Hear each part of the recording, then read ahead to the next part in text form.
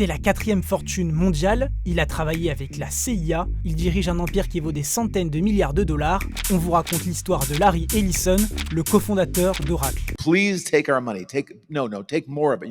You're not taking enough of it.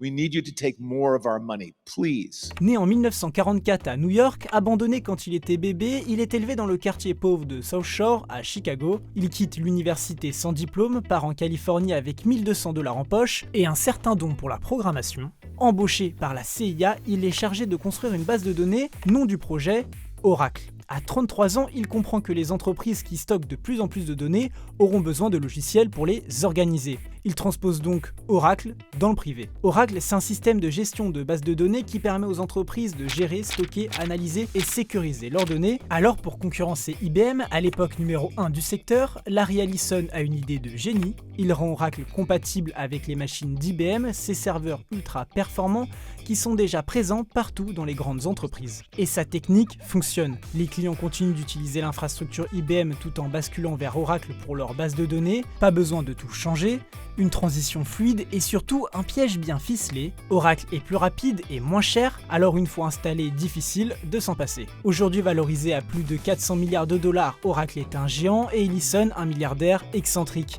Il détient une des plus grandes collections d'habits de samouraï, il a une villa japonaise à 200 milliards de dollars à Woodside en Californie et même une île privée à Hawaï. Passionné d'aviation, il pilote ses propres jets et possède 2 anciens avions de chasse. Parmi les grands clients d'Oracle, on peut citer TikTok, Netflix, Toyota ou encore Coca-Cola.